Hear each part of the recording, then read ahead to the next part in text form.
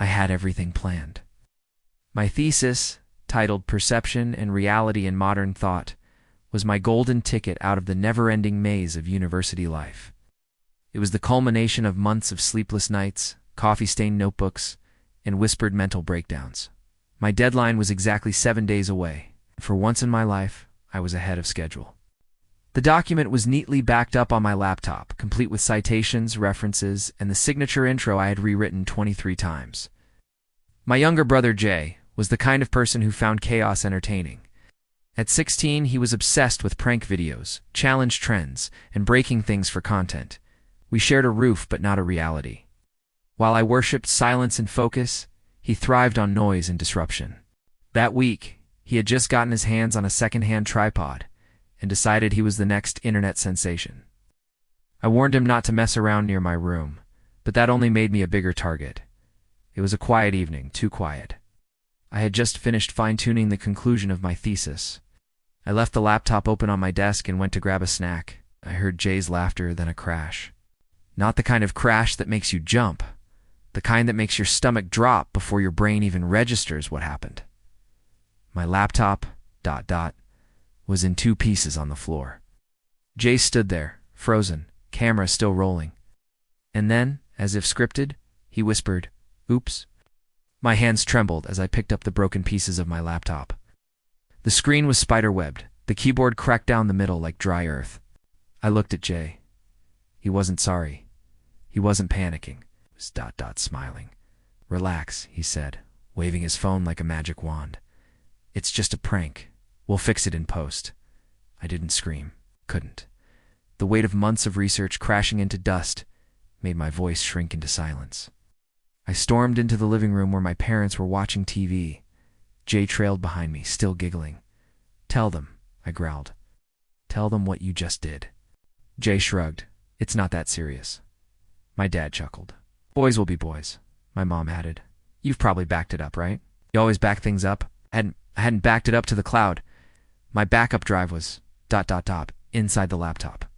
The laughter cut deeper than the crime. It wasn't just the laptop. It wasn't just Jay's prank. It was the casual dismissal, the absolute absence of understanding. My world was burning, and they were watching it like a comedy. I walked out the door that night without shoes, without a plan, without a word. I couldn't afford a hotel. My only option was my friend Lena's place. She lived with her aunt in a cluttered house that smelled like cinnamon and forgotten books. Lena didn't ask questions. She looked at my face, handed me a blanket, and pointed to the guest room. "Crash here. Talk later." That silence felt like oxygen. The next morning, reality punched me square in the face. No laptop, no thesis, no backup. No apology, I texted Jay. No reply. I called my parents. Straight to voicemail. The betrayal was sticking to my skin like wet fabric. Lena found me sitting on the floor, surrounded by empty teacups and panic. "We can fix this," she said. "You wrote it. That means you can write it again." I wanted to believe her. I really did. But I knew what I had lost. It wasn't just a file. It was momentum, nuance, rhythm. I remembered the footnotes I'd spent hours refining, the quotes that took weeks to source. Rewriting it felt like climbing a mountain barefoot during a blizzard. And the worst part? No one seemed to care but me. I began piecing the thesis back together from memory.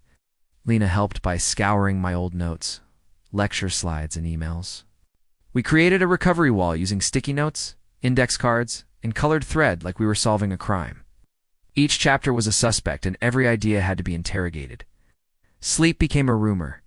I worked until my eyes blurred and my fingers cramped. Lena took shifts watching over me like a hawk, making sure I ate, drank water, and occasionally blinked. Her aunt, a retired librarian, even offered to help. "You young people," she said, "never print anything. That's your real problem."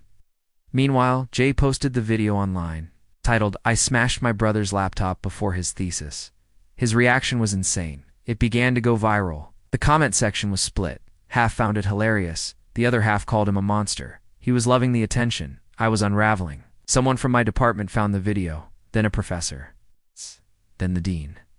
My inbox exploded with messages, some concerned, some amused, and a few coldly professional. One subject line simply read, "Is this you?" My reputation, carefully built over years, was now reduced to a pause and rewind meme. Worse still, Jay started gaining subscribers. "Future prank king," one comment said. Add another. He should smash laptops professionally. It made me sick. I confronted him over a video call. He answered mid-laugh, eyes gleaming. "Bro, chill. You're getting clout too. Everyone's talking about you." I hung up. I didn't want clout. I wanted my thesis, my future, my dignity. Now I was being turned into a joke. Not just online, but in my own family. What was worse, the laptop breaking, or knowing the people closest to me didn't care? I made a decision. No more calls. No more drama. No more reacting to their noise. I muted every chat, deactivated my accounts, and turned off all notifications. I went full digital ghost mode. The thesis became my only reality. I would finish it. Not for the university, not even for my future, but to prove to myself I wasn't broken. Lena took my phone and locked it in a drawer. She blocked Jay and my parents. "No distractions," she said. "Just redemption." I laughed bitterly. "You make it sound like a movie," he shrugged. "Maybe it is. Let's give it a happy ending." So we worked, day in, day out. No sleepovers, no outings, just writing. Okay. I became a machine. Slowly, painfully, the thesis began to take shape again.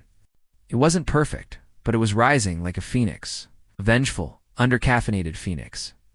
On the 6th day, with my deadline one sunrise away, I returned home. Not out of forgiveness, but necessity.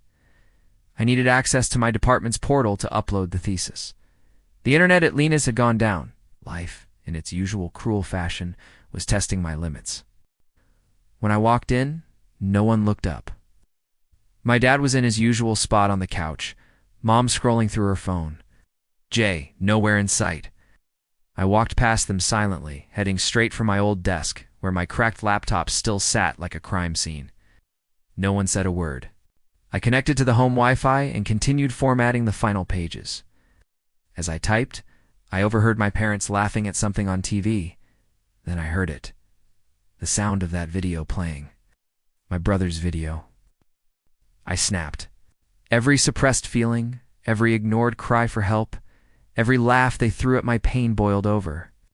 I marched into the living room and stood in front of the TV, forcing them to pause it. "Is this funny to you?" I asked, my voice shaking. My mother blinked. "It's just a joke." My father sighed. "You're still mad about that?" Something inside me cracked. "Still mad? He destroyed my future for likes, and you laughed?" You all laughed. My voice was hoarse, but I didn't stop. I needed support. I needed family, and all I got was betrayal on loop. Jay came downstairs mid-rant, headphones around his neck, phone in hand. "Why are you being so dramatic?" he asked. "It's not like you died." I stared at him, eyes burning. "You're right, I didn't die. But that night, something inside me did." I left the house again, this time not crying, just hollow. Back at Lena's, I finished the final edits, cited my sources, and uploaded the thesis 10 minutes before the deadline. The confirmation email popped up. Submission successful. Lena hugged me, and for the first time in days, I felt my lungs inflate. I didn't cry, I didn't cheer, I just stared at the screen, numb. It was over. The war, the silence, the chaos, all of it was behind me, so I thought. What I didn't know was that while I was rebuilding myself in the shadows, Jay's video had caught the attention of someone powerful, and not in the way he expected. The video's virality hit a peak, and then it flipped. A popular reaction channel dissected the video live, pausing at the moment my thesis was lost, reading comments aloud. "This isn't funny," one said. "He ruined his brother's future." "For what? 10,000 views?" The tide turned swiftly. Hate flooded Jay's account. He tried to defend himself. It was staged, he claimed, but there was no script, no second take, no makeup, just raw footage of him smiling over my shattered work. Sponsors pulled out. His subscriber count began to fall. For the first time, he looked ... scared. Meanwhile, I got an anonymous DM. Just 5 words. You deserved better than that. The message came from a private account with no profile picture, no name. Curious? I replied. Who are you? The answer came hours later. Let's just say, someone who values effort. Then, they sent a link. It was to a storytelling contest. The prize: scholarship and full-time writing mentorship. My fingers tingled.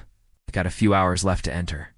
Without thinking, I submitted a cleaned-up version of my thesis, along with a short essay explaining the chaos behind it. Jay was busy trying to salvage his collapsing empire. My parents were still oblivious. But I was doing something none of them expected, turning pain into power. A week passed. Graduation approached. I kept to myself, avoiding family dinners and pretending I was too busy packing, and it came, the email. The contest I'd entered? I was in the top 5. They loved the thesis, but more than that, they were drawn to the story behind it. They wanted to feature it on their platform. It's not just the writing, but the journey, the betrayal, the comeback, the twist. I agreed, under one condition: anonymity. No names, no faces. Just the truth. When the article dropped, it exploded. Readers connected to it. Students, siblings, writers, survivors of casual cruelty. And right at the center of it all was a broken laptop. A brother who thought it was funny. Graduation day arrived. I walked across the stage with calm pride. My thesis advisor pulled me aside afterward. Incredible work, he said. By the way, that article going viral, I recognize your writing style. He winked. Jay was in the audience, but this time he didn't cheer. He looked like he wanted to shrink into his seat. My parents clapped, but their smiles were awkward, unsure. They'd read the article, they knew, but they didn't say a word. Back home, I found my room exactly as I'd left it, except for one thing: a new laptop on the desk. No note, no explanation, just an unopened box. I closed the door, sat down, and smiled for the first time in weeks. The story was only beginning.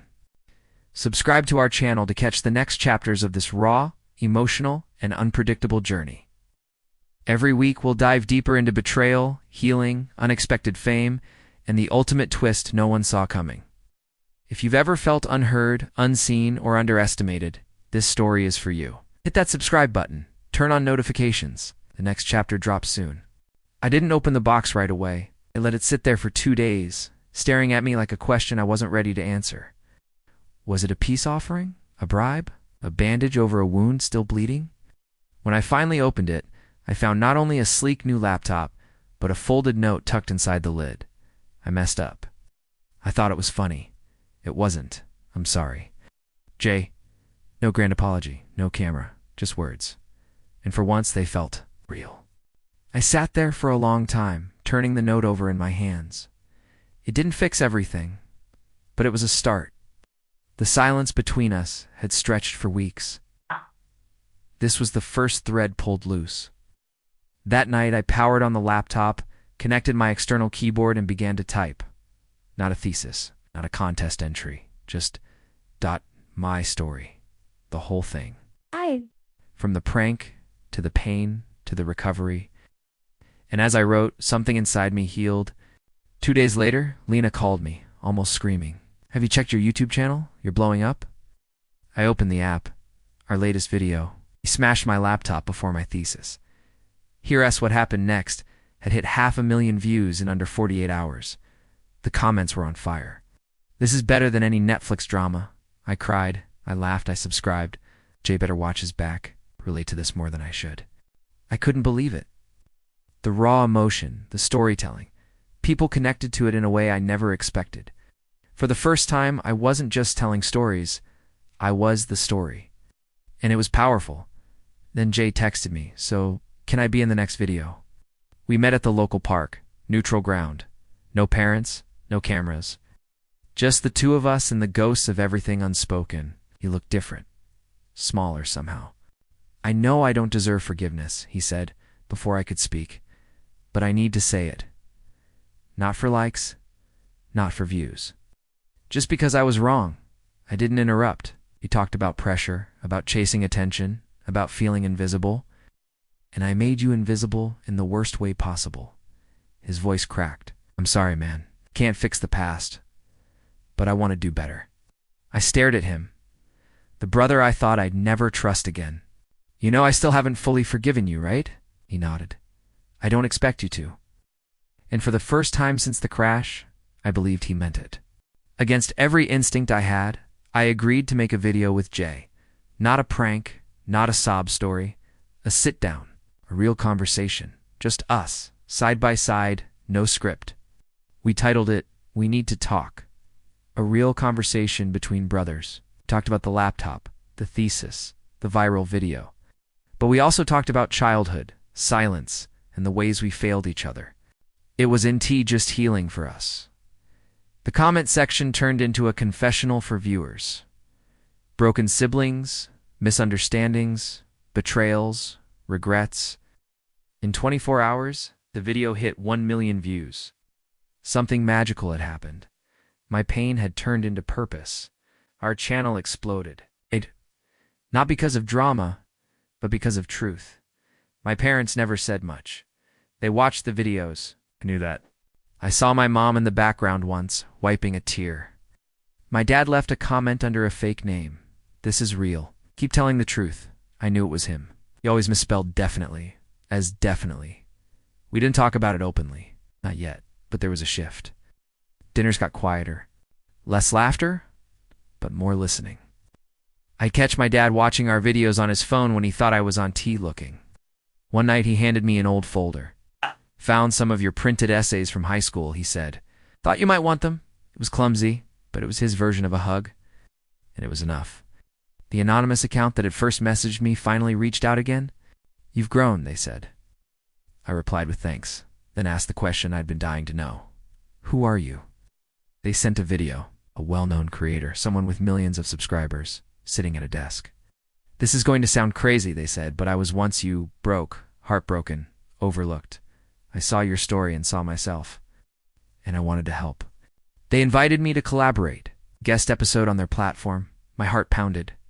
This was no longer just about a broken laptop. It was becoming something so much bigger than I'd imagined. The fame hit fast, too fast. Sponsorships, interviews, late-night calls from media outlets. I was still me, but I was also now a name. J2. And as the light grew brighter, so did the shadows. There were days I hated the pressure. The comments turned critical. This is too dramatic now. They're milking the story. It's fake tears. Jay slipped once, posting an insensitive joke that backfired instantly. We fought hard. Old wounds reopened. But we learned. We started weekly check-ins. Real ones. No cameras, no scripts. Just brothers, rebuilding. Slowly, we climbed out of the spiral, together. A year later, the thesis, now rewritten into a full memoir, was picked up by a publisher. The title. My brother smashed my laptop a week before my final thesis was due. My parents laughed, just like the YouTube video, just like the truth. The launch video broke records. The book sold out in 3 days. Readers across the world messaged in droves, saying it helped them heal, helped them speak, helped them forgive. All of it from one broken laptop, from one careless moment, from one brother's mistake. Subscribe to our channel. Hit that bell. Trust us. The most emotional moments are still ahead. It took months of convincing, but they finally agreed. Not for views, not because we begged, but because, after everything, they understood how much the silence had cost us.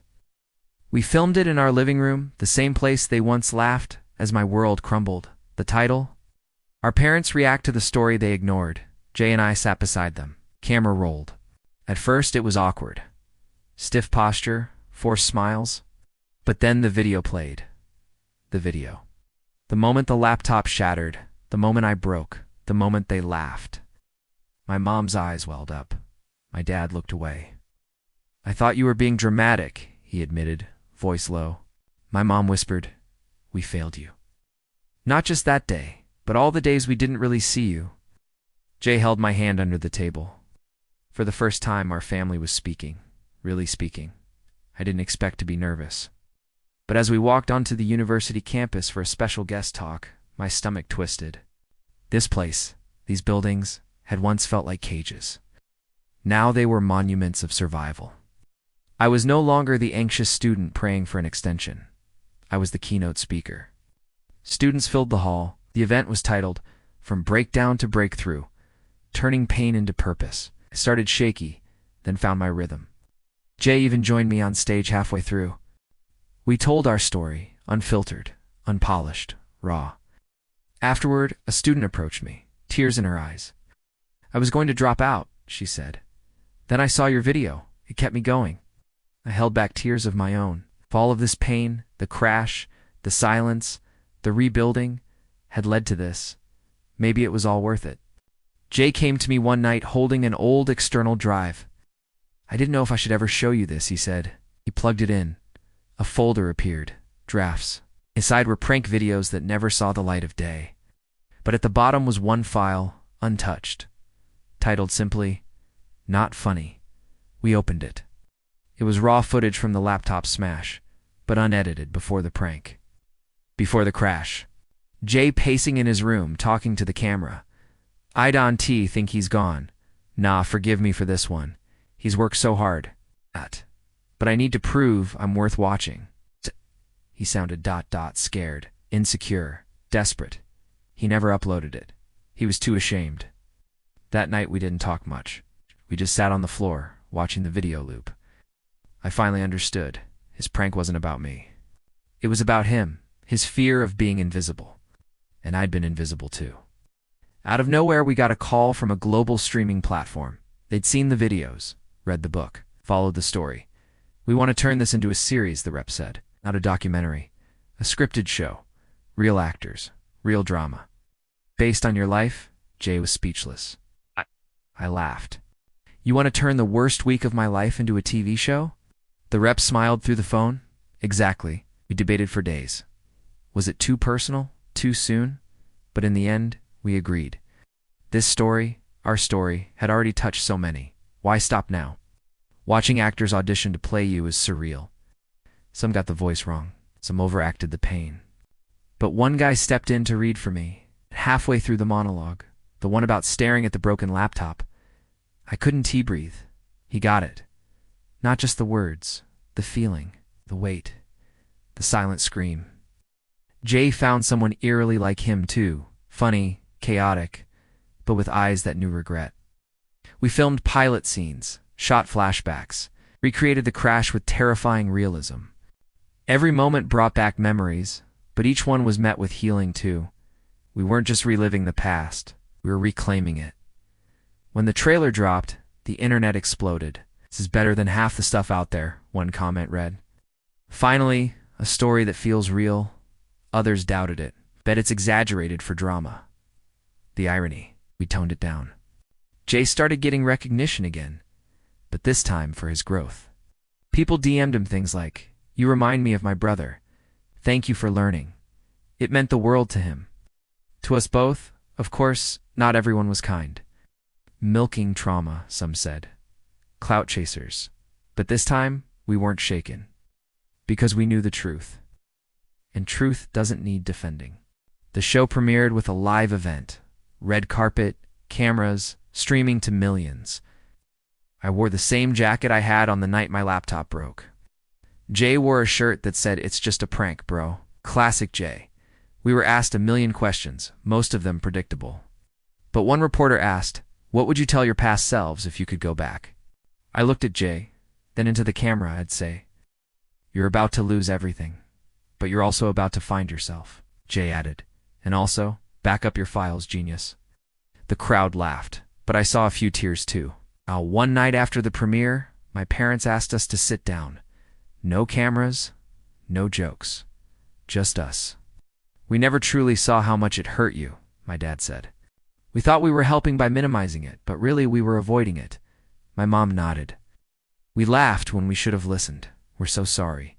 They weren't perfect words, but they were real." And for the first time, we embraced without the weight of silence.